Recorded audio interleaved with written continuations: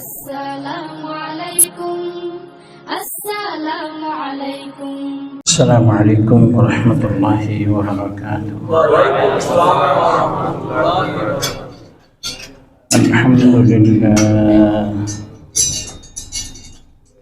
الحمد لله نحمده ونستعينه ونستغفره ونؤمن به ونتوكل عليه ونعوذ بالله من شرور أنفسنا ومن سيئات أعمالنا. من يهده الله فلا مضل له ومن يضلله فلا هادي له. ونشهد أن لا إله إلا الله وحده لا شريك له ولا نذير له ولا مثيل له. ونشهد أن سيدنا وسندنا وحبيبنا وطبيب قلوبنا وعلى آل سيدنا محمد وعلى آله وأصحابه وبارك وسلم. أما بعد فأعوذ بالله من الشيطان الرجيم. بسم الله الرحمن الرحيم. ولقد نصركم الله ببدر وأنتم أذلة فاتقوا الله لعلكم تشكرون. صدق الله المولانا العظيم. وقال صاحب الرسالة صلى الله عليه وسلم: لعل الله اطلع إلى أهل البدر فقال رسول الله صلى الله عليه وسلم: اعملوا ما شئتم فقد وجبت لكم الجنة، أو كما قال النبي صلى الله عليه وسلم. وصدق رسوله النبي الأمي الكريم، وصدق من الشاهدين والشاكرين، والحمد لله رب العالمين. حمد تعریف اس خدا کی جس نے بخشا زندگی، حمد تعریف اس خدا کی جس نے بخشا زندگی، درود سلام اس نبی پر جس نے سکھایا بندگی، بلغ العلا بکمالہ کشف الدجی بجمالہ، حسنت جمیع خصالہ، صلوا علیہ وآلہ۔ اللهم صل على محمد وعلى آل محمد كما صليت على إبراهيم وعلى آل إبراهيم إنك حميد مجيد. اللهم بارك على محمد وعلى آل محمد كما باركت على إبراهيم وعلى آل إبراهيم إنك حميد مجيد الحمد لله ثم الحمد لله আল্লাহ সুবহানাহু ওয়া তাআলা লাখো কোটি শুকর যে মহান পরওয়ারদিগার আলম আমার মতো অদম আদনা গোলামকে আপনাদের মতো দিনদার পরহেজগার বান্দাদেরকে আল্লাহ তাআলার ঘরে আসার বসার রমজানুল মুবারক মাসের দ্বিতীয় জুমা আদায় করার জন্য কোরআন ও সুন্নতি কিছু আলোচনা শোনার জন্য আসার বসার যে তৌফিক দান করছেন সর্বসুজুদ হয়ে যুবানান কালিমাত শুকর আদায় করি বলি আলহামদুলিল্লাহ। আল্লাহ সুবহানাহু ওয়া তাআলার দরবারে দরখাস্ত পেশ করি এমন একটা মাস যে মাসকে জান্নাতের মাস বলা হয়, জাহান্নাম থেকে মুক্তির মাস, বরকতের মাস, রহমতের মাস, নাজাতের মাস। এই মাস তো এমন মাস মুমিনের জন্য জয় জয়কারের মাস। মাসটাই শুধু মুমিনদের জন্য আল্লাহ তাআলা দিয়ে দিলেন। এরকম মাসের মধ্যে ফরিয়াদ করি আল্লাহ যত মুমিন বান্দা আমাদের দুনিয়া থেকে বিদায় নিয়ে গেছে, যত মুমিন বান্দা আমাদের দুনিয়াতে জীবিত আছে, যত মুমিন বান্দা আমাদের দুনিয়াতে আসবেন, আল্লাহ সকলের সমস্ত গুনাহটা মাফ করে দিন, সকলকে জান্নাতি হিসেবে কবরে মঞ্জুর করে দিন। আমরা যে কয়েকখানা দরুদ সালাম পড়লাম, এই কয়েকখানা দরুদ সালামকে অগণিত গুণ অজস্র গুণ বৃদ্ধি করে আল্লাহর হাবিবের উপযুক্ত করে পূর্ণ মহাব্বতের সহিত সহি করে শুদ্ধ করে যেভাবে তেলাওয়াত করলে আল্লাহ এবং আল্লাহ রসুল সন্তুষ্ট হবেন, এই তরিকা মোতাবেক সলুক মোতাবেক সোনার মদিনার মধ্যে হাদিয়াতান পৌঁছায় দিন বলে না। কারণ জীবনে একবার দরুদ শরীফ পড়া ফরজ, একবার হলো দরুদ শরীফ পড়তে হবে যে কোনো মুসলমানকে, তার উপর ফরজ। ওই ফরজের যে সওয়াব এই রমজানের মধ্যে বন্দা যত দরুদ পড়বে তত দরুদের সওয়াব ওই সওয়াবের সমান। যিনি বেশি বেশি করে তাসবিহ তাহলিল দরুদ জিকির আজকার কোরআন তেলাওয়াত এগুলোর মধ্যে থাকা উচিত বন্দাদের। কিন্তু আফসোস আমরা এত গাফেল এত অলস, আমাদেরকে আসলেই দুনিয়া এমনভাবে ঘায়েল করে দিছে। আমাদের চিটাগাঙের একটা ভাষা আছে,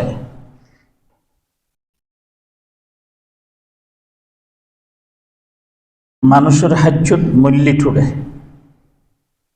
চিটাগাঙের একটা উক্তি, মানুষের হাজ্জত মল্লি ঠুড়ে। মানুষ এমন একটা অভ্যাসের প্রতি অভ্যস্ত, যতক্ষণ পর্যন্ত সেই কবরে যায়নি ততক্ষণ এটা তার থেকে যায় না। এত ফজিলতের বয়ান শুধু আমি কেন, যে কোনো ওয়াইজ যে কোনো কেউ এটা চাই আলেম হওয়া লাগবে না, আওয়ামও যদি দাঁড়াইয়ে কথা বলে দুইটা এই মাসের মধ্যে শুধু রমজানের ফজিলত বয়ান করতে ঘন্টার পর ঘন্টা যাবে। আমরা জানিও শুনিও সব ঠিক আছে, কিন্তু এরপরও আমাদের মধ্যে আমল নাই, আমরা এটাকে কাজে লাগাই না। এটা হচ্ছে সবচেয়ে বড় মুসলমানের ব্যর্থতা।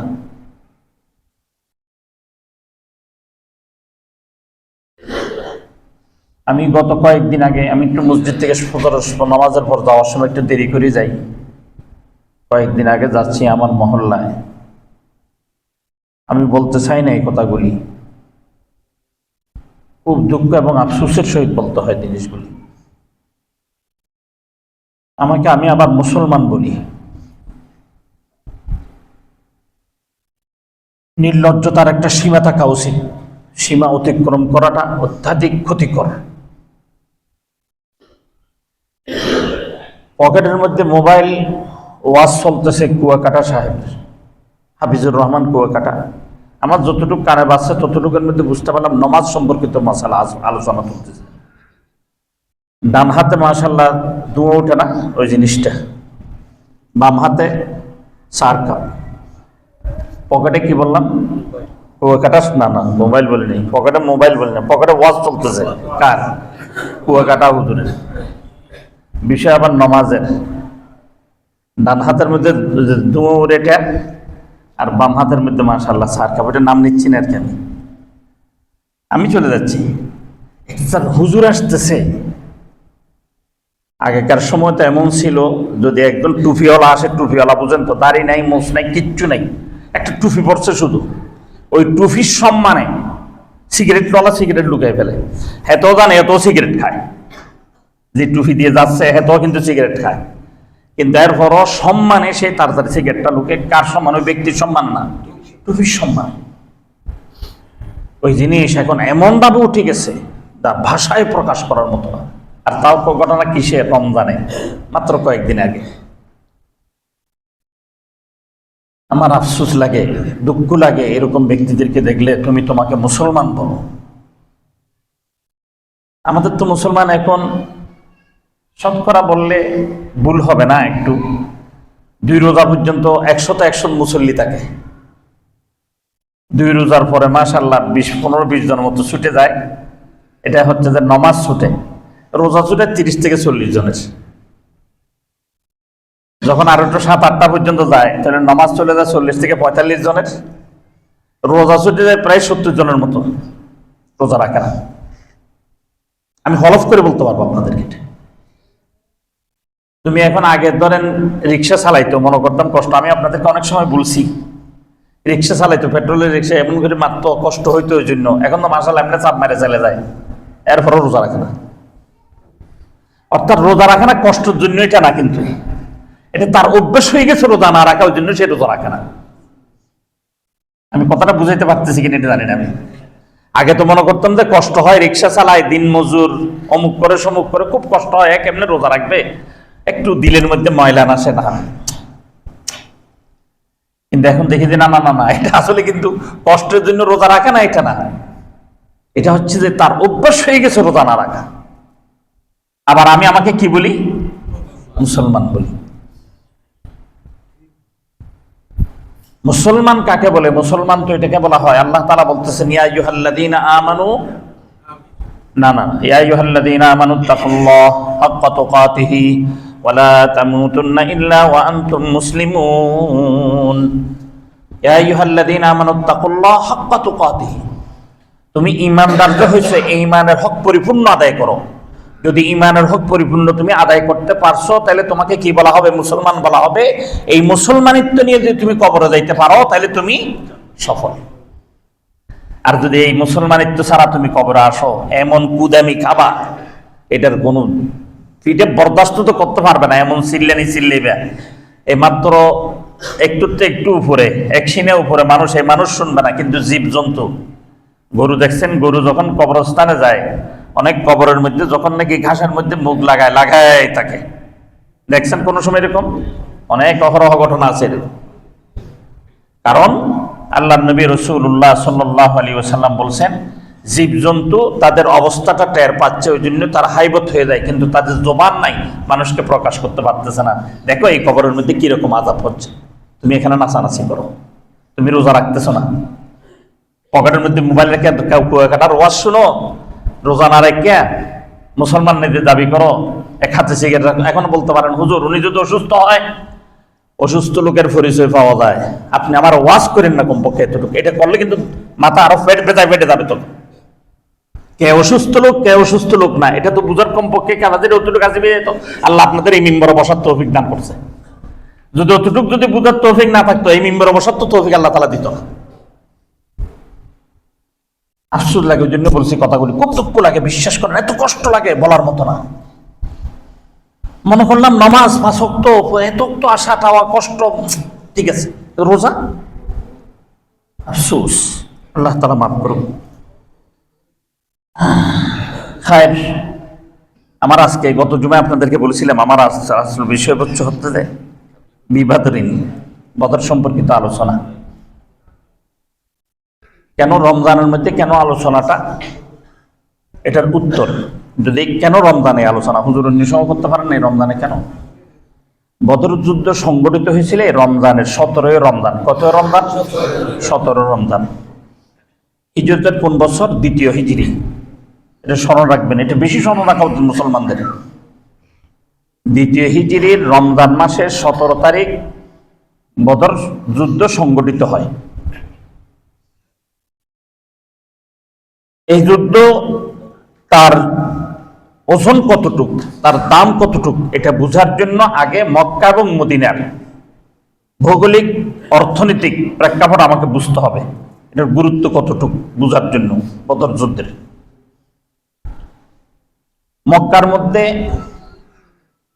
আমাকে একটু কেউ আছে স্ট্যান্ডটা দেন, এটা রাখতে পারতেছি না হাতে, দেখি ওজন বেশি, আমি মনে করছিলাম রাখতে পারবো না। আস্তে আস্তে বসেন বসেন।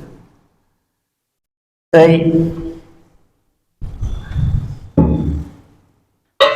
মনে করছিলাম হাতে রাখতে পারবো, দেখতেছি রাখতে পারতেছি না। না থাক থাক, লাগবে না, এটা লাগবে না, এটা আপনি দেখানোর জন্য আমাদের। এটা হচ্ছে যে ভৌগোলিক এবং অর্থনৈতিক জিনিসটা বুঝতে হবে, তখন আপনি বদরের প্রেক্ষাপট, বদরের কদর আপনি বুঝে আসবে আপনার। রাসূলুল্লাহ সাল্লাল্লাহু আলাইহি ওয়াসাল্লাম প্রাথমিক পর্যায়ে মক্কায় ছিলেন, 13 বছর পর্যন্ত নবুয়তের দাওয়াত দিছে। মক্কার প্রেক্ষাপট কি? মক্কা হচ্ছে যে ব্যবসায়ী লোক এবং পশু লালন পালন করত, পশুর ব্যবসা করত, পশুর চামড়ার ব্যবসা করত, এই কাজ ছিল তাদের। রাসূল সাল্লাল্লাহু আলাইহি ওয়াসাল্লাম হিজরত করে কোথায় গেলেন? মদিনা। মদিনার লোকজনের প্রধান কাজ ছিল হচ্ছে যে কৃষিকাজ। তার মধ্যে প্রধান কৃষিকাজ হচ্ছে যে খেজুরের, অন্যান্যগুলি কম, খেজুরটা সবচেয়ে বেশি। কিন্তু এখন যারা ব্যবসা করে, ব্যবসায়ী এবং শিল্প কার্য করে, শিল্প কাজ, শিল্পপতি বলেন, যেমন নাকি ওটের চামড়া, গরুর চামড়ার কি বানানো, আপনার মশক বানানো, মৌজা বানানো, জুতা বানানো, এগুলি মক্কার বাসিন্দা যারা ছিলেন তারা করতেন। তারা এগুলি বাহিরে নিয়ে গিয়ে বিক্রি করতেন, এখান থেকে অন্য মাইলানে এখানে বিক্রি করতেন। এটি ছিল তাদের পেশা, নেশা যেটাই বলেন। কিন্তু মদিনার ছিল কৃষিকাজ। কৃষকের মধ্যে ধনী হইতে পারে এটা খুব কম, কিন্তু ব্যবসায়ের মধ্যে, শিল্পপতির মধ্যে ধনী হয় এটা সবচেয়ে বেশি। দুই একজন ব্যবসায়ী, দুই একজন শিল্পপতিকে একটু লস চাইলে যায়, বাকিরা কিন্তু উঠে যায়। কিন্তু কৃষিকাজের মধ্যে উঠে কম, পরে বেশি। এদিক থেকে বোঝা যাচ্ছে অর্থনৈতিক দিক দিয়ে মক্কা ছিল উর্বর, মদিনা ছিল নির্ভর, মানে নিচু, অর্থনৈতিক দিক একটু ডাউনের দিকে। আল্লাহ সুবহানাহু ওয়া তাআলার হুকুম হয়ে গেল হিজরতের, হিজরত করে ফেললেন। হিজরত করছে তো একজন দুইজন লোক না, এমনি তো তাদের অর্থ অভাব, এখানে আবার গিয়ে অতিরিক্ত এই লোকগুলি পড়লো, তাহলে অবস্থা কি হয় বুঝেন এবার। বাহির থেকে তো কোনো অনুদান আর আসতেছে না। যেমন নাকি আমাদের দেশে যখন নাকি 13 সালে বা 14 সালে আরকানের লোকজন আসলো, বাহির থেকে যে অনুদান আসছে এটা এখনো পর্যন্ত খেয়ে শেষ করতে পারতেছে না, তা আমাদের দেশ থেকে আর দেওয়া লাগে নাই। এই সময় তো আর এই অনুদানের সিস্টেম ছিল না। তাদের মধ্যে ভ্রাতৃত্ব বন্ধন করে দিয়েছিলেন, এটা বিশাল আলোচনা। এর মধ্যে অভাব আরো বেড়ে গেল। এটা আল্লাহ সুবহানাহু ওয়া তাআলার ইশারা, ইঙ্গিত। এটা আল্লাহ তাআলা বেহতর জানে কেন করলেন, কি জন্য করলেন, এটা আল্লাহ তাআলার ইচ্ছা। যখন অভাব বেড়ে গেল, রাসূলুল্লাহ সাল্লাল্লাহু আলাইহি ওয়াসাল্লাম তুর্কের মধ্যে বসবাস করতেছিলেন। এর মধ্যে মক্কার কাফেররা যখন রাসূলুল্লাহ সাল্লাল্লাহু আলাইহি ওয়াসাল্লামকে মারতে পারেন নাই, হিজরতের রাত্রি মারতে চাইছিলেন, এই ঘটনাটা আপনি বলতে গেলে অনেক সময় চলে যাবে। মারতে যখন পারেন নাই, তাদের আক্রোশ রয়ে গেছে। তখন তারা একটা নাদওয়াতুন নাদিন মধ্যে একটা মিটিং ডাকলেন, বললেন বসো, আসো হেরমের পাশেই। মিটিং ডেকে বলতেছে আমরা তো পারলাম না, তারাদের মদিনায় গেছে। প্রথম কিছু কূটনৈতিক সালসালো, তখন খাইবরের ইহুদিদেরকে দিয়ে, যে তবুক যুদ্ধ বললাম যে সূরা তওবার মধ্যে, এই খাইবরের যুদ্ধ, এই খাইবরের ইহুদিদের সাথে তারা একটু মশওয়ারা করলো, করে বলতো ওদেরকে একটু হুমকি দাও, ধমকি দাও, যদি ওরা এরকম করে আমরা অবরোধ করব। এই কথা বলার পরে রাসূলুল্লাহ সাল্লাল্লাহু আলাইহি ওয়াসাল্লাম খুব কষ্ট পাইলেন, নিজের জন্মভূমি ছেড়ে দিলাম তোমাদের জন্য, সব কিছু ত্যাগ করে আসলাম, এক কাপড়ে চলে আসছি, হাতে কোনো কিছু নিতে পারিনি। এরপর তোমরা এগুলি করতেছ, জুলুমের তো একটা সীমা থাকা উচিত। যখন তাদের বিরুদ্ধে অবরোধের ডাক দেওয়ার জন্য সম্পদের দরকার, মালের দরকার, অস্ত্রের দরকার। তখন আবু সুফিয়ানের নেতৃত্বে একটা কাফেলা পাঠাইলেন সিরিয়াতে ব্যবসা করার জন্য, অর্থ সংগ্রহ করা হইল। যেমন আমরা এখন অর্থ সংগ্রহ করার জন্য ওয়াজ চলতেছে, এটা ওয়াজ চলতেছে কিসের জন্য? অর্থ সংগ্রহ করার জন্য। তারাও অর্থ লাগবে, অর্থ সংগ্রহ করলেন। অর্থ সংগ্রহ করে এই অর্থ যা আছে এটা পর্যাপ্ত হয় না, এটাকে একটু বাড়ানো হোক। বাড়ানো কিভাবে হবে? বলে এখান থেকে সামরার অমুক সমুখ সেই নিয়ে গিয়ে সিরিয়াতে বিক্রি করো, আবার ওখান থেকে কিছু জিনিস নিয়ে এসে এখানে বিক্রি করো। যে ফান্ডটা হবে এই ফান্ডটা দিয়ে আমরা অস্ত্র কিনবো, বস্ত্র কিনবো, সব কিনে অবরোধ করব মদিনাকে। দেখি কেমনে তারা বেটারা থাকে এখানে, একদম নিস্তেনাবুদ করে দিব, মদিনার অস্তিত্ব বিনাশ করে দিব। এই কথার জন্য যখন ব্যবসায়ী কাফেলা গেলেন, ব্যবসায়ী কাফেলা ফিরার সময় আল্লাহ নবী রাসূলুল্লাহ সাল্লাল্লাহু আলাইহি ওয়াসাল্লামের খবর দিলেন, অর্থাৎ গোয়েন্দা বিভাগ আর কি, গোয়েন্দা বিভাগ খবর দিলেন যে তারা অমুক রাস্তা দিয়ে আসতেছে। আবার এদেরও গোয়েন্দা বিভাগ আছে, আবার এদেরও গোয়েন্দা লাগাইতেছে কি দেখে না দেখে। যখন মদিনার মধ্যে তখন এই খবর হয়ে গেলে এখান থেকে ওইখান থেকে ওদের গোয়েন্দা তাড়াতাড়ি খবর পৌঁছাই দিল, এটা কিন্তু তোমরা যে আসতেছো মদিনায় খবর পৌঁছে গেছে, মদিনায় কিন্তু প্রস্তুতি চলতেছে, তোমাদেরকে কি করবে? বাধা দিবে। কেন বাধা দিবে? এটা তো বাধা দেওয়ার অধিকার নেই, কেউ বলে দেখ বাধা এই জন্য দিচ্ছে যে এটা জানা যে তাদের বিরুদ্ধে এই টাকাগুলি, এই অর্থগুলি কি করা হবে? ব্যবহার করা হবে, এটা নিশ্চিত রূপে জানা। ওই জন্যই তাদেরকে বাধা দেওয়ার জন্য রাসূলুল্লাহ সাল্লাল্লাহু আলাইহি ওয়াসাল্লাম নিজে মুহাজির এবং আনসারদেরকে নিয়ে রওনা দিয়ে দিলেন। রওনা দেওয়ার সময় 500-এর উপরে ছিলেন ওনারা লোক সংখ্যা। আস্তে আস্তে কিছু দুর্বল লোক চলে যেতেছে, কারণ এটা রমজান মাস ছিল। কথাটা বুঝতে হবে, আমি প্রথম অর্থনৈতিক কথা এই জন্য বলছিলাম যে রমজান মাস ছিল, রমজানের প্রথম, আবার রমজান এটা প্রথম অভ্যাস তো, এর আগে রমজান কখনো আর হয়নি, এটা প্রথমেই রোজা শুরু। প্রায় 8টা পর্যন্ত রোজা রেখে দিয়েছে, 8-এ রমজান। দুর্বল এদিক দিয়ে, খাদ্যের অভাব, দুর্বল এদিক দিয়ে, বস্ত্র নাই, দুর্বল এদিক দিয়ে, মানে কোন দিক দিয়ে বলবো, সর্বদিক দিয়ে দুর্বল দুর্বল দুর্বল দুর্বল দুর্বল। এরপরও তাদের উপর হামলা করার জন্য যেরকম যখন প্রস্তুতি নিচ্ছে, আল্লাহ নবী রাসূলুল্লাহ সাল্লাল্লাহু আলাইহি ওয়াসাল্লাম কাফেলা নিয়ে বের হয়ে গেলেন, তাদেরকে বাধা সৃষ্টি করবেন। এর মধ্যে আবু সুফিয়ান এই সংবাদ পাওয়ার পর আসতেছিলেন মদিনার পূর্ব দিক দিয়ে, সিরিয়ার থেকে, যে রাস্তা মূল রাস্তা, এই রাস্তা দিয়েই চলাচল করা হয়। আবু সুফিয়ান রাস্তা পরিবর্তন করে মদিনার পশ্চিম দিকে লোহিত সাগরের পার দিয়ে মক্কায় চলে আসলেন। এখন তো পাইলেন না কেউ রে। রাসূল বলছে, এই সম্মত কেমনে কি হয়ে গেল? ওরা কিন্তু মাল সম্পদ সব নিয়ে কিন্তু মক্কায় চলে আসছে, এবং মক্কায় দ্রুত খবর পাঠাইলো, তোমরা যদি আজকে মদিনায় যদি হামলা না করো, তাহলে মদিনার ওলাদের জন্য তোমরা আর সিরিয়াতে যাইতে পারবে না, কারণ সিরিয়ার রাস্তা তাদের পাশ দিয়ে যাইতে হবে, তারা তোমাদেরকে এরকম এরকম বাধা দিবে। এই কথা শুনলে তো আরো কেঁপে গেছে। সকলে প্রস্তুতি নিয়ে মক্কার থেকে বের হয়ে গেলেন, মদিনায় চলে আসলেন, মদিনার দিকে রওনা দিলেন। মদিনার দিকে আসার পথে মদিনার থেকে বের হয়ে গেলেন রাসূল সাল্লাল্লাহু আলাইহি ওয়াসাল্লাম, মক্কা থেকে বের হলেন কাফেররা। এটা হচ্ছে মধ্যবর্তী একটা স্থান, বদর একটা কুফের নাম। এই স্থানের মধ্যে যুদ্ধ সংগঠিত হইল। যারা হজে গেছে, উমরায় গেছে, তারা বলতে পারবেন যে কূপটা বর্তমান সময়ে পাথর দিয়ে একটু উঁচু করে দিছে, পাথর দিয়ে টাকা দিয়ে দিছে, উঁচু করে দিছে। এই 8-10 বছর আগেও খোলা ছিল। 8-10 বছর আগে এক হাজি সাহেব এসকো বেশি উঠছে, তো ওই লাথি মারতে গেছে, লাথি পাড়ের মধ্যে ইট দিয়ে দেয়, এটা তো ইটগুলো পুরাতন হয়ে গেছে, লাথিকে ইটেটা যে পড়ছে, বেটা তো শক্ত, মানে খুব করছে তো একবারে, মারে ধরে বেড়াও করে গেছে, করে মারা গেছে। ওই জন্য এটাকে গর্তটা বন্ধ করে দিয়ে পাথর দিয়ে দিছে। এই কূপটা কি? এই কূপটার মধ্যে হচ্ছে যে আবু জেহেলকে যে মারলেন যে 2 বালক, আবু জেহেলের লাশ কোথায় ফেলবেন? এই কূপটার মধ্যে ফেলছে। ওই জন্য সবাই গিয়ে এখানে তুতু দেয়, লাথি দেয়, অমুক দেয়, সমুক দেয়, এগুলি করে আর কি। এই বদর যুদ্ধ সংগঠিত হয়। আমি বদর যুদ্ধ বলা আমার উদ্দেশ্য না, বদর যুদ্ধের পরিস্থিতি যে আপনার সামনে উঠাই ধরা। বদর যুদ্ধ করার জন্য মুসলমান বের হয় নাই। মুসলমানকে আক্রমণ করার জন্য যে অর্থ এবং অস্ত্র সংগ্রহ চলতেছিলেন, ওই অর্থ এবং অস্ত্রকে তাদেরকে বুঝাই দেওয়ার জন্য, তোমরা মুসলমানদেরকে এভাবে ঘায়েল করতে পারো না, এটা জুলুম হবে, এটা বুঝাই দেওয়ার জন্য মুসলমান বের হলেন। তারা বুঝে ফেললেন ভিন্ন, কারণ তাদের তো আক্রোশ আগ থেকেই রয়ে গেছে, খেদ রয়ে গেছে এদের প্রতি। ওই জন্যই 1000 লস্কর নিয়ে আবু জাহেল বেরিয়ে গেলেন মক্কা থেকে, বদর প্রান্তরে আসলেন, এখানে যুদ্ধ হইলেন।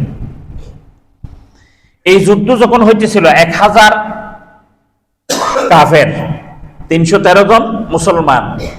বলবেন যে হুজুর 500 কইলেন, আবার 313 জন।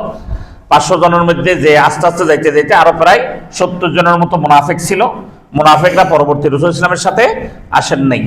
এটা কেমন, এটা বোঝার জন্য এতটুক, যখন নাকি এরা অন্য দিক দিয়ে মক্কায় চলে গেল, মক্কার থেকে যখন নাকি কাফেররা বেরিয়ে আসলেন, এই সংবাদ রসুলের কাছে আসলেন। রাসূলুল্লাহ সাল্লাল্লাহু আলাইহি ওয়াসাল্লাম বললেন, এখন তো আমাদের যুদ্ধ করতে হবে, এখন যুদ্ধের বিকল্পবাদ আর কোন দ্বিতীয় রাস্তা আর নেই। প্রথম এটাই, এবং করতে হলে মদিনার মধ্যে করাও যাবে না, কারণ এখানে শিশু রয়ে গেছে, বৃদ্ধ রয়ে গেছে, নারী রয়ে গেছে।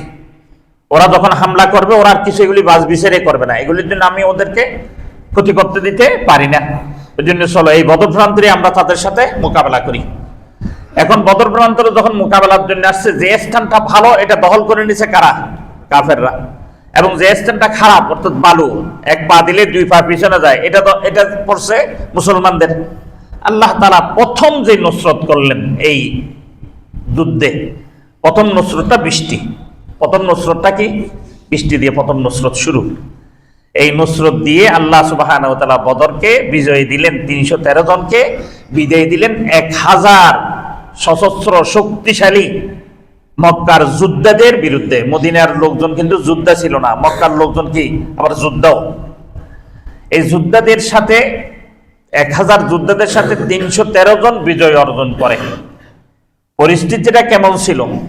পরিস্থিতিটা এমন ছিল যে মদিনাকে ওই দিন ধূলিসাৎ করে দিবে, নিস্তানাবুদ করে দিবে, মুসলমানের অস্তিত্বই রাখবে না, মুসলমানের অস্তিত্ব বিনাশ হয়ে যাবে।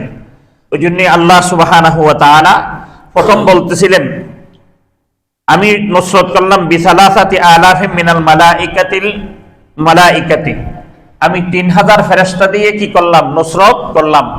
পরবর্তীতে আবার বিখামসাতি আলাফিম মিনাল মালাইকাতি, 5000 ফেরেশতা দিয়ে কি করলাম? নুসরত করলাম।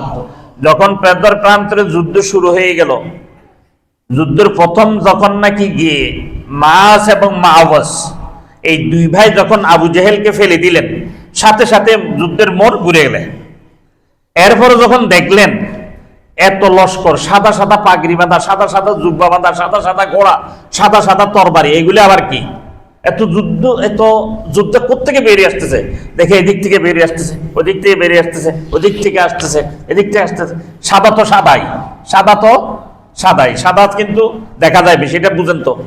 অন্য যত রং আছে, এমনি তো কালার হচ্ছে 7টা, এর থেকে আবার শাখা পোশাকা কালার আছে না, সাদার মধ্যে আবার একটু ঘিয়ে কালার, বিস্কিটি কালার, অমুক কালার, এরকম আছে না? এগুলি না, মূল কালার 7টার মধ্যে যে প্রথম যে সাদাটা, এই সাদাটা এত চমক, এত দেখায় যে বলার মতো বাসা রাখা। ওখানে দেখা যাচ্ছে শুধু এটাই, সাদা আর সাদা। এরা ভয়ে পালানো আরম্ভ করে দিছে। এর মধ্যে পালাইতে গিয়ে 70 জন মারা গেল, 70 জন কি হয়ে গেল? অ্যারেস্ট হয়ে গেল। এই ঘটনার মধ্যে আল্লাহ সুবহানাহু ওয়া তাআলা এমন একটা কারিশমা রেখে দিলেন, কারণ এই দিনের যদি এই ঘটনাটা না ঘটাইতো, সাহাবায়ে কেরাম এই হিম্মত না করতেন। কি হিম্মত? রাসূলুল্লাহ সাল্লাল্লাহু আলাইহি ওয়াসাল্লাম বেরিয়ে আসার পর যখন মুনাফিকরা চলে যাচ্ছিলেন, তখন তো মদিনার মুসলমানও ঈমানের দিক দিয়ে দুর্বল, মক্কার মুসলমান যদিও ঈমানের দিক দিয়ে শক্ত, কিন্তু অর্থনৈতিক দুর্বল। এই কারণে গিয়ে রাসূলুল্লাহ সাল্লাল্লাহু আলাইহি ওয়াসাল্লাম একটু ঘাবড়ে গেলেন। মূসা আলাইহিস সালাতু ওয়াসসালাম যখন দাউদ আলাইহিস সালাতু ওয়াসসালাম যখন জালুতের সাথে যুদ্ধ করার জন্য তালুতকে নিয়ে যাচ্ছিলেন, তখন বনি ইসরাইল দাউদ আলাইহিস সালামকে বলছিলেন, আপনি এবং আপনার রাজা নিয়ে আপনারা কি করে যুদ্ধ করেন, আমরা যাব না। তারা যায়নি। এটা বিশাল একটা ঘটনা, পানি টানি খাওয়া টাওয়া নিয়ে একটা বিশাল ঘটনা রয়ে গেছে। রাসূলুল্লাহ সাল্লাল্লাহু আলাইহি ওয়াসাল্লাম ভয় পেয়ে গেলেন, যদি মুহাজিররা যদি এটা বলে, আনসাররা যদি এটা বলে, তাহলে আজকে তো মক্কার কাফেরদের সামনে মদিনার অস্তিত্ব টিকিয়ে রাখা মুশকিল হয়ে যাবে। রাসূলুল্লাহ সাল্লাল্লাহু আলাইহি ওয়াসাল্লাম বললেন, কে কে আসো, জিহাদের জন্য বায়াত হবে। প্রথমেই মুনাফিকরা সরে গেলেন, ঘাবড়ে গেলেন আল্লাহর নবী। এমন ঘাবড়ানি যেটা আল্লাহ পাক রব্বুল আলামিন এটা বরদাস্ত করতে পারেননি। এই একটা ঘাবড়ানোর কারণে, আল্লাহ নবীর এই একটা ঘাবড়ানোর কারণে আল্লাহ তাআলা এই দলটাকে এত উপরে স্থান দিলেন, যেটার বয়ান আমি আপনাদের সামনে বলবো কিছুক্ষণ পর। মুহাজিরদের মধ্যে সর্বপ্রথম যিনি অগ্রসর হয়ে আসলেন তিনি হচ্ছেন ওমর রাদিয়াল্লাহু তাআলা আনহু। ওমর রাদিয়াল্লাহু ওটার সাথে সাথে আবু বকর সিদ্দিক রাদিয়াল্লাহু তাআলা দাঁড়িয়ে গেলেন, তার সাথে সাথে দাঁড়াইলেন আলী রাদিয়াল্লাহু তাআলা আনহু, আলী রাদিয়াল্লাহু তাআলা পরপর দাঁড়িয়ে গেলেন ওসমান রাদিয়াল্লাহু তাআলা আনহু। এই চারজন দাঁড়িয়ে আল্লাহর নবীর হাত ধরে ফেললেন, বললেন ইয়া রাসূলুল্লাহ আমাদেরকে জিহাদের বায়াত করান। এখন যখন মুহাজির চারজন উঠে গেছেন বড় বড়, তখন ছোট ছোট তার তাকে লাভ নাই, সমস্ত মুহাজিররা হাত দিয়ে দিয়েছেন, ইয়া রাসূলুল্লাহ আমাদের জান মাল আপনার জন্য কোরবান, আমরা আপনার সামনে, আপনার পিছনে, আপনার ডানে, আপনার বামে, যতক্ষণ আমাদের জান আছে ততক্ষণ আমরা আপনার সাথে আছি। আনসাররা দেখলেন এখানে তো আর পিছনে যাওয়া যায় না, তখন আনসাররাও বায়াত গ্রহণ করলেন। আবু আইয়ুব আনসারী রাহিমাহুল্লাহ সর্বপ্রথম হাত দিলেন রাদিয়াল্লাহু তাআলা, প্রথম হাত দিয়ে বায়াত গ্রহণ করলেন। এই বায়াত হয়ে গেল, তখন বদর যুদ্ধ সংগঠিত হইল। সাহাব রাসূলুল্লাহ সাল্লাল্লাহু আলাইহি ওয়াসাল্লাম অত্যাধিক সংকট ছিল যে এত বিশাল একটা দলের সামনে এই ক্ষুদ্র একটা দল টিকবে কেমনে। তখন আল্লাহ তাআলা নুসরত করলেন, প্রথম 3000 পরে 5000 ফেরেশতা দিয়ে। এই ফেরেশতা দেখার পর তারা পালানো আরম্ভ করলেন, পালাইতেছে, এখানে তা মারলেন 70 জন, ধরে ফেললেন 70 জন, এবং অনেক মালামাল কি হয়ে গেলেন আল্লাহ পাক রব্বুল আলামিন গনিমত হিসেবে মদিনার মধ্যে মদিনার বসতিদেরকে দিয়ে দিলেন আল্লাহ তাআলা।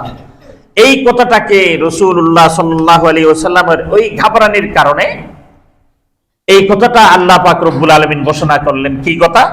এটা বলতে হইলে একটা ঘটনার দিকে আসতে হবে। ইন্না ফাতাহনা লাকা ফাতাহাম মুবিনা। যখন নাকি একটু সময় নিব, আপনাদের একটু সময় নিব, মাইন্ড করেন না। আজকে কি বলেন, আজকে তো রোজা, আর খাইতে তো যাবেন না। রাসূলুল্লাহ সাল্লাল্লাহু আলাইহি ওয়াসাল্লাম যখন নাকি উমরা করেন, লাকাদ সাদাকাল্লাহু রাসূলাহুর রুইয়া বিল হক, আল্লাহ নবী স্বপ্নে দেখলেন উমরা করবেন। সাহাবায়ে কেরামরা বলতে না বলতে সমস্ত সাহাবায়ে কেরাম তৈরি হয়ে গেল। ওনারা যখন হুদায়বিয়া পর্যন্ত গেলেন, এখানে যাওয়ার পর দেখলেন আর তাদেরকে যাইতে দিচ্ছে না, ঢুকতে দিচ্ছে না। ওনারা ওখান থেকে বায়াত টায়াত হওয়ার পর আবার পিছনের দিকে চলে আসতেছিলেন। আসার পথে ওমর রাদিয়াল্লাহু তাআলা যেখানে সেখানে কিন্তু ওমরকে পাবেন। আল্লাহ পাক ওমর, হে ওমর আপনার উপর আমার বাবা, আমার মাল, আমার জান কুরবান হয়ে যায়। এই ওমর ইসলামের জন্য এত বড় নিয়ামত ছিলেন। ওমর রাদিয়াল্লাহু তাআলা খুব বেতৃষ্ণা, ফ্রেশার, চেহারা কালো হয়ে রয়েছে। কারণ ওমর রাদিয়াল্লাহু তাআলা প্রতিজ্ঞাবদ্ধ করেছিলেন যদি আজকে মক্কায় ঢুকি একটারও রাখবো না, যারে পাই যতক্ষণ জানা আছে ততক্ষণ আমার তরবারি আছে, ততক্ষণ আমি আছি, একটারও রাখবো না, শেষ করে দেবো, নিস্তানাবুদ করে দেবো। এত বড় সাহস। কিন্তু আল্লাহ নবী এবং আল্লাহ রসুলের সামনে ওনারা কিছু বলতে পারেন না, সাহস পান না। আল্লাহর হুকুম হয়ে গেছে, ফিরে যাও, ফিরে যাচ্ছে। ওমর রাদিয়াল্লাহু মন খারাপ। রাসূল সাল্লাল্লাহু আলাইহি আসলেন, আয়েশা গর্দানের উপর হাত দিলেন। কি ওমর এত পেরেশান? বলে ইয়া রাসূলুল্লাহ আমরা দুর্বল, এটা আমি মানি, আমরা তাদের চেয়ে শক্তিশালী না, এটা আমি মানি, কিন্তু এভাবে ফিরে যাওয়া কাপুরুষের মতো এটা আমি মানি নিতে পারতেছি না।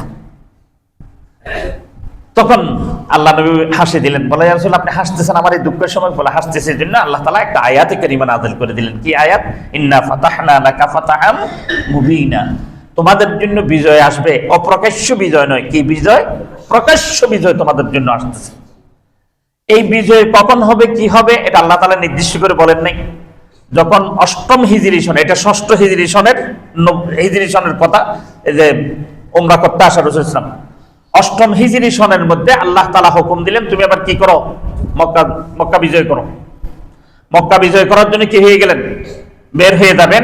এই যখন মদিনার মধ্যে সাওর করলেন, হাতিব ইবনে আবি বুলতা নামে একজন সাহাবী ছিলেন, অনেক বড় ধনী সাহাবী। তার ধন সম্পদ, সন্তান সন্ততি সব মক্কার মধ্যে রেখে চলে আসতেন, এবং আরো সাহাবায়ে কেরাম তো সকলে রেখে চলে আসলেন, সম্পদ, মাল, ঘর বাড়ি এগুলো সব রেখে রেখে চলে আসছেন। হাতিব ইবনে আবি বুলতা উনি একটা পত্র লিখলেন। পত্র লিখে একটা মহিলার মাধ্যমে পত্রটা পাঠিয়ে দিয়েছিলেন। আল্লাহ নবী রাসূলুল্লাহ সাল্লাল্লাহু আলাইহি ওয়াসাল্লাম আবু মাদান গান্নবী, জুবাইর ইবনে আল-আওয়াম এবং আলী রাদিয়াল্লাহু তাআলা আনহু, এই তিনজনকে বললেন এদিকে আসো, তোমরা যাও, রওজাতুল খাক নামে একটা জায়গা আছে মক্কা এবং মদিনার মধ্যবর্তী স্থান, তোমরা এখানে গিয়ে একটা মহিলাকে পাবে, ওই মহিলার কাছে একটা চিঠি আছে, ওই চিঠিটা তাড়াতাড়ি নিয়ে আসো। যখন এই কথা বললেন, মহিলার কিন্তু বিষয়বস্তু সম্পর্কে মহিলার জানা ছিল না, ওই জন্য মহিলাকে ছেড়ে দিয়ে আসছে। সিটের কি বিষয়বস্তু এটা মহিলা জানেন না, ওই জন্য মহিলাকে ছেড়ে দিয়ে শুধু সিটটা তোমরা নিয়ে চলে আসো। ওনারা 3 জন গেলেন, যাওয়ার পর মহিলাকে অনেক তল্লাশি করছেন, পায় নাই। শেষ আলী রাদিয়াল্লাহু তাআলা বলছেন, আল্লাহর নবীর কথা মিথ্যা হতে পারে না। তোমার থেকে সিটে আছে, যদি তুমি সিটি বের করো ভালো, যদি সিটি বের না করো তোমাকে আজকে কাপড় খুললে ফেলাম, কিছু রাখবো না, আল্লাহর নবীর কথা সত্য, বের করো। তখন সে দেখলে যে এরা এত দৃঢ় হতে পারে, আমার কাপড়ও খুলে ফেলতে পারে। আসল তো কাপড় খুলবে না, এটা এমনি হুমকি দেওয়া আর কি আছে না, যখন নাকি রিমান্ডে নিয়ে যায় কত কিছু করে না, কত কথা বলে না, এরকম একটা কথা বলছে, কথার কথা। তখন তাড়াতাড়ি সে বলতে, হ্যাঁ আমি স্বীকার করি। তখন সে বিনি, চুলের বিনি করছিল, বিনিরকে আবার জুটা বানাইছে, তো জুটার ভিতরে সিডিটা নিছে, বিনির ভিতরে ঢুকেছে, বিনিটার আবার কি জুটা দিয়ে বাইন্ডে সুন্দর করে নিছে, ওখান থেকে চুলতে বের করে দিছে, নিয়ে আসছে। আল্লাহ নবীকে এসে সিডিটা দিতে দেরি, যখন আল্লাহ নবী হাতিব ইবনে আবি বুলতার পক্ষ থেকে মক্কাবাসী এতটুকু পড়ছে মাত্র, ওমর রাদিয়াল্লাহু তাআলা খাড়া হয়ে গেছে, বলে ইয়া রাসূলুল্লাহ আর পড়া লাগবে না, এত খায়েন, এ আল্লাহর খায়েন, আল্লাহর নবীর খায়েন, অর্থাৎ আমানতের কি করছে, খেয়ানত করছে। আল্লাহ তাআলা বলছেন এটাকে আমানত রাখবে, এই কথা যেন প্রকাশ না পায়। তোমরা কোনো ঘোষণাবিহীন এখান থেকে বের হবে মক্কার দিকে, কেউ ঘোষণা করবে না, শুধু তোমরা যাবা তোমাদের মতো করে। তাহলে এটা ঘোষণা না করার কথা, একটা যে আমানত, এই আমানতের খেয়ানত করছে হাতিব ইবনে আবি বুলতা, এবং আল্লাহর আমানতের খেয়ানত, রসুলের আমানতের খেয়ানত, মুমিনের আমানতের খেয়ানত। এত বড় আমানতের খেয়ানতকারীকে বরদাস্ত করা যায় না। আপনি আমারে দেন, আমার তরবারি আর তার গর্দান, এটাই ফয়সালা। আমার তরবারি তার গর্দান, এটাই ফয়সালা। এখন সিটির মধ্যে কি লেখছে এটা যদি শুনেন আরো আশ্চর্য হবেন। আসলে সে যে চিঠি লেখছে, চিঠিটা বন্ধুত্ব সুলভের দুশমনী, বন্ধুত্ব সুলভ দুশমনী আছে না, বলে যে সে আমার সাথে এমন বন্ধুত্ব করে, আমার সিনের মধ্যে বসে আমারে ছুরির আঘাত করে, এটা বন্ধুত্ব সুলভ দুশমনীর মতো। তিনি চিঠির মধ্যে লিখতেছেন, হে মক্কার মুশরিকরা তোমরা শুনো, আল্লাহ সুবহানাহু ওয়া তাআলা মক্কা বিজয় দিবেন, এটা ঘোষণা হয়ে গেছে। যখন আল্লাহ ঘোষণা করছেন, এটা তোমরা দুনিয়ার সকলে যদি একসাথে হও, এরপরও তোমরা কি করতে পারবে না, এই বিজয়কে ঠেকাইতে পারবে না। ওই জন্য আমি তোমাদেরকে একটা সুবুদ্ধি দিই, তোমরা তাড়াতাড়ি যতটুক পারো ততটুক মাল সম্পদ তোমার সন্তান সন্ততি নিয়ে মক্কা থেকে বেরিয়ে পড়ো, মক্কা থেকে বেরিয়ে পড়ো। এটা কি তাদেরকে দোস্তি করলো না, না আরো দোস্তির শুরুতে কি ধমকি, দোস্তির শুরুতে ধমকি দিল। এটা বলে এমন ধমকি দিছে, তোমরা আজকে কোন ক্রমে তোমরা কি করতে পারবে না, এই বিজয় ঠেকাইতে পারবে না, এটা কোন ক্রমে সম্ভব না, যত কিছু তোমরা এখানে লাগাই দাও। যখন এই সিটি পড়লেন, পড়ার পর আল্লাহ নবী জিজ্ঞেস করলেন, সিটির ভাষায় তো ভিন্ন ধরনের, এ হাতিব ইবনে আবি বুলতা তুমি বলো তো দেখি, তুমি কেন এই সিটি লেখলা? বলে ইয়া রাসূলুল্লাহ আপনি তো জানেন আমাদের সকলের আত্মীয় স্বজন রয়ে গেছে এখানে, এবং আমাদের সম্পদ রয়ে গেছে, মাল সম্পদ রয়ে গেছে, বিবি বাল বাচ্চা রয়ে গেছে। আমরা যদি এদিক থেকে যুদ্ধ থেকে যাইতে আরম্ভ করি, ওইদিকে ওরা যদি ওদেরকে যদি মুক্তিপণ হিসেবে যদি কি করে, সুন্দর করে নিয়ে যদি বলে যে তোমরা যদি এখানে হামলা করো তোমাদের একটা আত্মীয় স্বজন রাখবো না, এরকম আছে না, এরকম যদি বলে, আর সম্পদগুলি তো এমনি নিয়ে নিছে, বুক করতেছি, তো ওই জন্য ইয়া রাসূলুল্লাহ আমি আগে এটা জানাই দিয়েছিলাম, তোমরা আগে চলে যাও এখান থেকে, যুদ্ধ ছাড়া আমাদের বিজয় হয়ে যাবে ইয়া রাসূলুল্লাহ, এই জন্য আমার নিয়ত কিছু না। তখন আলী ওমর রাদিয়াল্লাহু তাআলা আবার বললেন, ইয়া রাসূলুল্লাহ কথার মোড়গুলো উঠালাম, এখানে কথার মোড় শেষ গেছে কাপুরা, জানেন এই আধা ঘন্টার আমার কথার মোড় শেষ, একটা কথা শেষ করে দিচ্ছে। আল্লাহ তাআলা মাফ করুক। ওমর রাদিয়াল্লাহু তাআলা বলেন, ইয়া রাসূলুল্লাহ قد حان الله وحان الرسول وحان المؤمنين قد أني لأضربن عنقه, আপনি আমাকে তাকে দেন, আমি তার গর্দান উড়িয়ে দিই। আল্লাহ নবী রাসূলুল্লাহ সাল্লাল্লাহু আলাইহি ওয়াসাল্লাম এখন বলতেছেন, আলাইসা মিন আহলিল বাদর, সে কি আহলে বদর নয়? এই কথা বলতে দেরি, এই কথা বলতে দেরি, এই কথা বলতে দেরি আমি আপনাদের সামনে দিন এই কিতাব টানছে, হাতে ধরে রাখতে পারে নাই, এই বুখারী শরীফের 3694 নম্বর হাদিস, 3694 বিশাল হাদিস, এই 2 পৃষ্ঠা বেরো একটা হাদিস। এই হাদিসটার মধ্যে এই ঘটনাটা উল্লেখ করছেন আল্লাহ নবী রাসূলুল্লাহ সাল্লাল্লাহু আলাইহি ওয়াসাল্লাম। এই কথাটা বলতে দেরি ওমর রাদিয়াল্লাহু তাআলা চোখ দিয়ে পানি পড়তে দেরি হয়নি। আমি জানি না আমার মধ্যে যে অনুভূতি, আমি জানি না আপনাদের মধ্যে কি অনুভূতি এখন আসছে।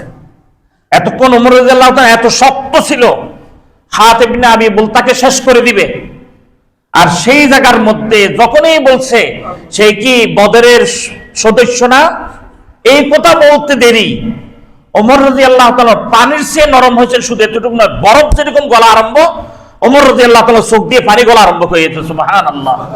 এটাই হচ্ছে বদরের মাকাম, এটাই হচ্ছে বদরের শান, এটাই হচ্ছে বদরের সাহাবায়ে কেরামের শান এবং মান। ছিল দুশমন, একটা শব্দ দিয়ে পুরো দোস্তির এমন পর্যায়ে পৌঁছে গেল যে চোখ দিয়ে ওমর রাদিয়াল্লাহু তাআলা পানি বাইতে আরম্ভ করে দিলেন। কি ভুল আমি করে ফেললাম, আমি কত বড় ভুলের মধ্যে ছিলাম, যাদের সমস্ত দোষগুলিকে আল্লাহ তাআলা বলল আজকে মাপ, সমস্ত দোষগুলি মাপ। এই হাদিসের মধ্যে পরিভাষা আল্লাহর নবীর ভাষা, ইলামু, তোমরা জানে রাখো, মা শি'তুম, মা শি'তুম, মা শি'তুম, তোমরা যা করবা করো না কেন, আজকে জানে রাখো আল্লাহ তাআলা ঘোষণা করে দিয়েছে তোমরা যা করো না কেন আল্লাহ তাআলা তোমাদের জন্য ফাকদ ওয়াজাবাত লাকুমুল জান্নাহ, আল্লাহ তাআলা তোমাদের জন্য জান্নাত ওয়াজিব করে দিয়েছে। এর পূর্বে যত নবী রাসূল পয়গম্বর গেছে, কোন কেউ এরকম দলবদ্ধভাবে জান্নাতের সুসংবাদ কেউ পায় নাই, এবং রাসূল সাল্লাল্লাহু আলাইহি ওয়াসাল্লামের সময় এই দল ব্যতীত বাকি অন্য কোনো দল পায় নাই। উহুদ প্রান্তরে কঠিন যুদ্ধ, হুনাইনের কঠিন যুদ্ধ, খন্দকের কঠিন যুদ্ধ, আপনার ইয়ারমুকের কঠিন যুদ্ধ, এই সমস্ত যুদ্ধের মধ্যে তো সংবাদ পাওয়া উচিত ছিল, কিন্তু সংবাদ পাই নাই। এই সংবাদটা পাই ফেলছেন শুধু বদরের 313 জন। কেন পাইলেন এই কথাটাই শুধু আপনাদেরকে বোঝানোর জন্য। এমন একটা সময় তারা 313 জন অগ্রসর হইলেন যেই দিন এই মুসলমানের অস্তিত্ব পর্যন্ত টিকে রাখা মুশকিল এবং দুষ্কর ছিল। আজকে পর্যন্ত আমাদের পর্যন্ত ইসলাম পৌঁছার মধ্যে একমাত্র যাদের অবদান, এক সাটিয়ে যাদের অবদান, এটা হচ্ছে 313 জনের অবদান। এই 313 জন এই ত্যাগ স্বীকার করছে বিদায় আমি আপনি আজকে ইসলাম গ্রহণ করতে পারছি, আমি আর আপনি আজকে কোরআন পড়তে পারি, আমি আর আপনি রমজান রোজা রাখতে পারি, আমি আর আপনি রমজানের এই ফজিলত পাইতে পারি। এই 313 জন এত মাকামওয়ালা, ওই জন্য আল্লাহ সুবহানাহু ওয়া তাআলা বললেন ফাকাদ ওয়াজাবাত লাকুমুল জান্নাহ। এই দুই তিনটা শব্দ শিখে রাখবেন। আল্লাহ তাআলা বলেন ইলামু মা শি'তুম, জানে রাখো হে আমার উম্মত মুহাম্মাদিয়া, কিয়ামত পর্যন্ত আর ওয়ালা উম্মত মুহাম্মাদিয়া, ইলামু, জেনে রাখো তোমরা, মা শি'তুম, এই 313 জন যা করুক না কেন, এই 313 জন যা করুক না কেন, আমি আল্লাহ তাআলা বলতেছি ফাকাদ ওয়াজাবাত লাকুমুল জান্নাহ, আমি আল্লাহ পাক রব্বুল আলামিন তাদের জন্য জান্নাত ওয়াজিব করে দিলাম। ওমর রাদিয়াল্লাহু তাআলা কেন গলে গেলেন বুঝতে পারছেন এবার? ওমর রাদিয়াল্লাহু তাআলা যাকে আল্লাহ তাআলা যত বড় পাপই করুক না কেন, যত বড় গুনাহ করুক না কেন, আল্লাহকে ঘোষণা করে দিয়েছে, মাফ করে দিয়ে দিয়েছে। আমি ওমরকে, ওই জন্য ভাইও এই কথাটা এই জন্য অবতারণা করা, এটা হচ্ছে এই জন্যই আমি আল্লাহর দিকে যাচ্ছি না। কথা বলতে গেলে অনেক কথা বলা যাবে, শুধু এতটুকু কথা বলবো, আপনাদেরকে আহ্বান করব। আমাদের এই কাফেলার নামে শুধু আমাদের এখানে না, এমনকি সৌদি আরবে পর্যন্ত রয়ে গেছে কাফেলা বদরিনের নামে, এরকম বিভিন্ন কাফেলা ওনাদের, এবং আরব রাষ্ট্রগুলিতে রয়ে গেছে, এবং আমাদের মুসলিম জাহানের অনেক রাষ্ট্রের মধ্যে রয়ে গেছে, বিশেষভাবে আমাদের বাংলাদেশ, ভারত, পাকিস্তানের মধ্যে রয়ে গেছে। এই কাফেলা নিয়ে বিভিন্ন ধরনের কাফেলা বিভিন্ন ধরনের করে। ওই রকমের মধ্যে আমাদের এখানে একটা কাফেলা করছেন, কাফেলায়ে বদরিন, আমাদের আশপাশ মাদ্রাসাগুলিও করছেন এরকম। কারণ এদের বরকত যদি আল্লাহ তাআলা আমাদের জন্য যদি ওয়াজাবাত লাহুল জান্নাহ হয়ে যায়, যদি ওদের নামের সাথে আমি মিশ্রিত হইলাম, ওদের নামের সাথে আমি সম্পর্কিত হইলাম, আল্লাহ তাআলা এই সম্পর্কের কারণে, কারণ হাদিসে আছে আল্লাহ নবী রাসূলুল্লাহ সাল্লাল্লাহু আলাইহি সাল্লাম বলেন আল্লাহ তাআলা কিয়ামতের দিন যখন বান্দার কোনো আমল পাবে না, বান্দার থেকে জিজ্ঞেস করবে তুমি কাকে মহব্বত করতে, তখন বলবে হুজুর আল্লাহ আমি তার বেশি কিছু পারি নাই। জিলফারের ইমাম সাহেব একদিন তাকরীর করছিলেন, তাকরীর করার পর বদরিনের কথা বলছিলেন, এই বদরিনকে ওই দিন থেকে আমি মহব্বত করে ওই জিলফারের বদরিন কাফেলা বদরিনের একজন আমি সদস্য হয়েছিলাম। আল্লাহ তাআলা বলবে বান্দা তোমার আর কিছু দরকার নাই, এইটাই তোমার নাজাতের জন্য যথেষ্ট। এই জন্যই আমি আপনাদেরকে বলবো, আমরা যারা এখন মাত্র মনে হয় 200 কত জন জানি হয়েছে, 210 জনের মতো, আরো রয়ে গেছে হচ্ছে যে আপনার প্রায় 103 জনের মতো। 103 জন, এটা হচ্ছে 1000 টাকার বছরে মাত্র। এটার নিয়মটা হচ্ছে বছরে আপনি 1000 টাকা শুধু দিবেন, এই কাফেলার সদস্য হবেন। এই কাফেলার কাজটা কি? এটার অনেক কাজ। এটা কিন্তু শুধু মসজিদের জন্য দানটা না, এখান থেকে মসজিদও নিতে পারবে, এখান থেকে মসজিদের ইমাম মুয়াজ্জিন হাদেমদের ওনাদের চিকিৎসা অমুক সময় এগুলি দিবেন। এবং যদি কোনো লোক মুনাসিব মনে করে এই এলাকায় অনেক দিন বসবাস করতেছে, এই এলাকায় অনেক দিন বসবাস করতেছে, তার অর্থ অভাব পড়ে গেছে, অসুস্থতা, অর্থ অভাব পড়ে গেছে, তাকে জানাজা পড়াইতে পারতেছে না, অমুক সমুক এই সেই, এখান থেকে নুসরত করার নিয়ত রাখছেন ওনারা। এটা পরামর্শ সাপেক্ষে, কথাটা বুঝছেন, কথাটা বুঝে নিবেন।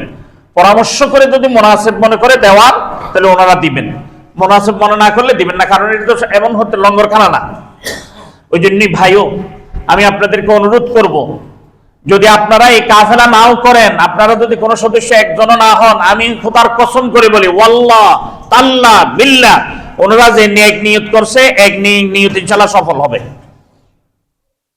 আর আপনারা যদি এটার মধ্যে আসেন তাহলে আপনারা সফল হবেন, এই কাফেলা সফল হবে না। কথাটা বুঝছেন, কথাটা বুঝছেন আমার?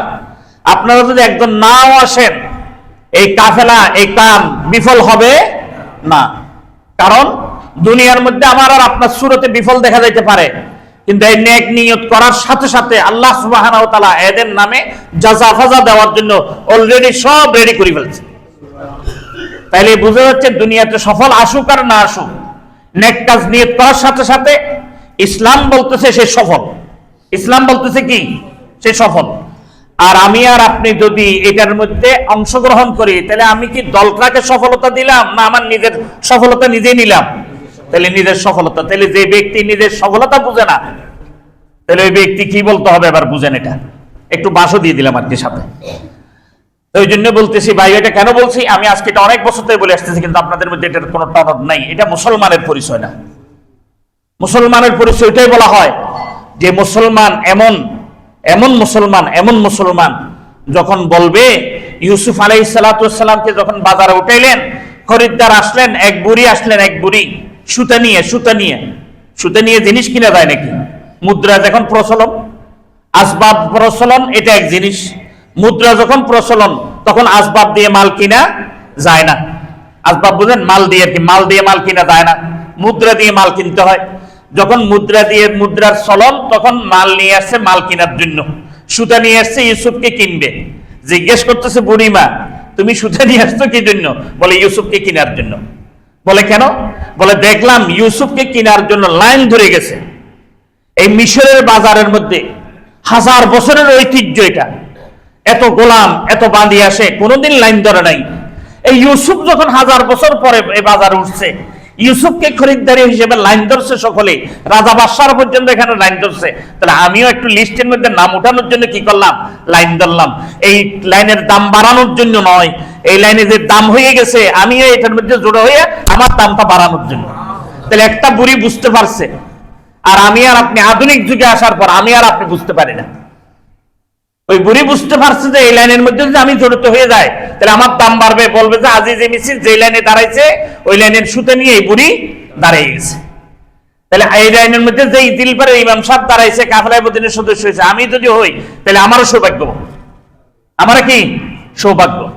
ওই জন্য যে ব্যক্তি সৌভাগ্যবান হইতে চান, আমি ওনাদেরকে অনুরোধ করব, আল্লাহর ওয়াস্তে অনুরোধ করব, আপনারা যারা হয়েছেন তো হয়েছেন, আরো হওয়ার বাকি থাকলে আরো হবেন। নিজেরা একাধিক হইতে পারে, একজন একাধিক হতে পারে, একজন 3 বার 4 বার 5 বার 7 বার 8 বার সদস্য হতে পারে, কোনো সমস্যা নেই। আবার ঘরের যে সদস্য আছে তাদেরকে সদস্য করতে পারবেন। এটা হচ্ছে 1000 টাকাটা, বছরে একবার 1000 টাকা দিলেই আপনি একটা সদস্য ফরম নেবেন। সদস্য ফরমের সাথে শুধু অ্যাড করে দিবেন আপনার একটা আইডি কার্ডের ফটোকপি এবং আপনার মোবাইল নাম্বারটা, এই দুইটা দিয়ে আপনি এখানে দিবেন। ইনশাআল্লাহ আপনার সাথে যোগাযোগ করে প্রতি বছর টাকাটা ইনশাআল্লাহ আনে নেওয়া হবে। বিকাশের মাধ্যমে আনে নিতে পারেন, আপনি নিজে এসে দিয়ে দিতে পারেন, যেটাই হোক, যত দূরেই হোক না কেন, এটা এই কাফেলার সদস্য হইতে পারবে। কেউ আমেরিকা আছে, উনি এই কাফেলার সদস্য হইতে চায়, আপনার দ্বারা আপনি তাকে বলছেন, ভাই আমাদের মসজিদে এরকম একটা কাফেলা হয়েছে, আপনি তো আমার ভাই, আপনাকে আমি এটার মধ্যে শরীক করতে চাই, এই নেক কাজের মধ্যে অংশগ্রহণ করার জন্য আপনাকে আমি আহ্বান করতেছি, আপনি যেন সফলতা পাইতে পারেন। এই কাফেলা তো সফল, এই কাফেলা কি সফল বলতে পারবেন? কেউ দাঁড়ান, বিফল বলতে পারবেন? আছেন আমার সামনে? যখন নিয়ত করছে, না শুনেন, এটা হাদিস আছে এবং কোরআন শরীফ আছে, যে কেউ ভালো কাজের নিয়তটা করবে, এই নিয়তের বদৌলতে আল্লাহ তাআলা তার আমলের কি সওয়াব দিয়ে দিবে, করার পরে 10 গুণ, করার পরে 10 গুণ, না করা পর্যন্ত 1 গুণ, এই সওয়াব পাই ফেলছে। ওই জন্য তাহলে সফল হয়ে গেছে। সফলতা যে পাওয়া, দুনিয়ার সফলতা সফলতা না, আখিরাত আল্লাহর কাছে পাওয়া, এটা হচ্ছে মূল সফলতা। এই সফল হয়ে গেছে কাফেরা। এই সফলতার মধ্যে যদি আমি আমাকে জড়াইতে চাই, তাহলে প্রতি বছর 1000 টাকা দিয়ে একটা ফর্ম ফিল আপ করবো। ফর্ম ফিল আপের মধ্যে শর্ত হচ্ছে এটাই, শুধু আইডি কার্ডের একটা ফটোকপি দিব এবং আমার একটা মোবাইল নাম্বারটা দিব। এই দিয়ে ইনশাল্লাহ এখানে সদস্য হয়ে যাব। বছরে 1000 টাকা শুধু দিব, 1000 টাকা এক বছর, এই রমজান টু রমজান, রমজান টু রমজান। এটা হচ্ছে একটা। এটার মধ্যে এখন 210 জন হয়েছে না, আরো 103 জন বাকি আছে। কেউ যদি 1000 টাকা এটা হইতে চায় তাহলে হইতে পারবেন। আমাকে একজনে বারবার বলতেছিলেন, তাহলে আমার দিল এনসারা হয়েছে। এটা এনসারা বুঝেন, মানে দিলের মধ্যে বসছে আর কি কথাটা। আমি বললাম ঠিক আছে, ঘোষণা করা যায়, এটা কোনো সমস্যা না। ওনার জন্য এটা হচ্ছে ক ইউনিট, আর একটা হচ্ছে খ শাখা। এটার মধ্যে শুধু 500 টাকা দিবেন বছর। আপনি একটা ফর্ম নেবেন, আপনার আইডি কার্ডটা দিবেন, ফোন নাম্বার দিবেন। বছরের জন্য আপনি 500 টাকা দিয়ে কাফেলা বদিনের খ শাখার মধ্যে আপনি কি হয়ে যাবেন, সদস্য হয়ে যাবেন। ওই জন্যই আমি আপনাদেরকে অনুরোধ করব, 500 টাকা পারবে না এরকম তো হতে পারে না। তাহলে একটা হচ্ছে প্রথম শাখা ক, আর একটা হচ্ছে দ্বিতীয় শাখা। এটা ইনশাআল্লাহ আল্লাহ তাআলা যদি আমাদেরকে দিলের মধ্যে দিল নশীন হয়ে যায়, ইনশাআল্লাহ সুম্মা ইনশাআল্লাহ। জি কথাটা হলো কি হুজুর, 1000 টাকা দিয়ে প্রতি বছর, না না, এটা কথা হয়েছে। কথা হওয়ার পর আমি বলি, আমার একটু কথা বলতে দেন। কথা হচ্ছে 500 টাকা যদি কেউ মনে করে যে আমি এখন 500 টাকা দিয়ে সদস্যপদ গ্রহণ করতেছি, তারপরে সুযোগ মতো আর 500 টাকা দিয়ে 1000 টাকা পুরাইয়ে সে সদস্যপদ হয়ে যাবে। এটা ঠিক আছে, এটা ঠিক আছে, পলিসিটা ঠিক আছে। এটা হচ্ছে যে যদি কেউ 1000 টাকারটা যদি হবেন, তাহলে উনি এখন 500 টাকা দিয়ে সদস্য হতে পারবেন, আবার 500 টাকা পরবর্তীতে দিয়ে দিবেন রমজানের আগে আগে। এটা 1000 টাকারটা। কিন্তু আমি বলতেছি আবার আরেকটা, এটা হচ্ছে যে একটা হচ্ছে যে কাফেলা তো থাকবেই 1000 টাকার, আর একটা হচ্ছে 500 টাকার হবে। 500 টাকারটা আপনারা কেউ যদি আসেন যে আপনি 1000 টাকা দিতে পারবেন না, বছরে মাত্র 500 টাকা দিতে পারবেন, এই 500 টাকা আপনি ইনশাল্লাহ এটার মধ্যে আসেন। এটার মধ্যে আসার পর আপনি সদস্য হন। ইনশাল্লাহ সদস্য হওয়ার পর আল্লাহ তাআলা আপনাদেরকে বরকত এবং ফয়েজ আল্লাহ তাআলা দান করবেন ইনশাআল্লাহ তাআলা। আমি এতটুক বলবো, ওই পরিবারটা এখান থেকে চলে গেছে, ওই জন্যই। ওনার নাম আব্দুল হালিম সরকার ছিল। আব্দুল হালিম, আমি অনেক আগে বলছিও তখন, আব্দুল হালিম সরকার। উনি আমাদের কাফেলায় দিন তখন 10 টাকা সদস্য, মাসে 10 টাকা করে, তখন 120 টাকা বছরে। তো উনি আমাদের প্রথম সদস্য হইলেন। ওনাকে আমি একটা রিসিপ্ট কেটে রিসিপ্টটা দিয়ে দিছি। উনি বলতেছিলেন, হুজুর আমার যখন বুক ব্যথা লাগে বুকে লাগাই, আল্লাহ তাআলা আমার শেফা দেয়, মাথা ব্যথা করে মাথা লাগায়, মাথা শেফা হয়। উনি মারা গেছেন, কিন্তু ওনার পরিবার এখনো জীবিত আছে। আপনারা যদি চান ওনাদের পরিবারকে আমি আপনাদের সামনে আনতে পারবো ইনশাআল্লাহ তাআলা। বলে আমি এটা মাথা লাগাই, আমার মাথা শেফা হয়ে যায়। হুজুর আমার কোথাও গিয়ে ব্যথা পাইছি, ব্যথা লাগাইছে, আমি এটা কারিশমা, আমি অন্য কেউ লাগাই হয় না, আমারও লাগাই হয়ে যায়। অন্য কেউ লাগাইলে হয় না, আমারও লাগাইছি। তাহলে দুনিয়ারও ফায়দা পাওয়া আরম্ভ হয়ে গেছে। তখন উনি আমার সব সময়, উনি তখন যারা ছিলেন আমার সাথে পরিচিত, তখন তারা দেখছেন উনি আমার সাথে বসে বসে মসজিদে ওখানে ছিল ভিতরে থাকতে উনি আমার সাথে কথা বলতেন, গল্প করতেন। আমি আপনাদেরকে অনুরোধ করব, এই কাফেলা বদিনের আমরা সকলে সদস্য হব ইনশাআল্লাহ তাআলা, সকলে সদস্য হব। এটা হচ্ছে 1000 টাকারটা, এটা দুই ধরনের। 1000 টাকা একসাথে দিয়ে হইতে পারবো।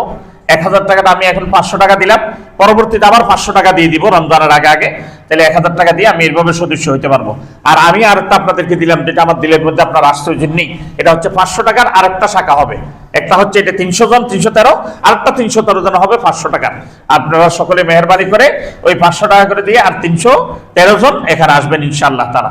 আল্লাহ তাআলা দোনো কাফেলার মধ্যে সকলকে শরীক হওয়ার তৌফিক দান করবেন, আমিন। এরপর রয়ে গেল একটা কথা, যেটা এলান আমি আমার পক্ষ থেকে করতেছি, যদিও ওনারা করার জন্য এরকম আমাকে বলেন নেই যেভাবে এলান করার কথা। আমি বলতেছি এই জন্যই যে অনেক সদস্য, কাফেলা বদিনের সদস্য আছেন, হয়তো ওনাদের পর্যন্ত সিটি যাওয়া মুশকিল হইতে পারে। আমি ওনাদেরকে অনুরোধ করব, যারা সদস্য আছেন আগের, তারাও যোগাযোগ করবেন। আমাদের মুয়াজ্জিন সাহেব রয়ে গেছেন, ইমাম সাহেব, সানি ইমাম সাহেব রয়ে গেছেন, মুয়াজ্জিন সাহেব রয়ে গেছেন, আমাদের কেশিয়ার সাহেব রয়ে গেছেন, ওনাদের সাথে ইনশাআল্লাহ যোগাযোগ করবেন।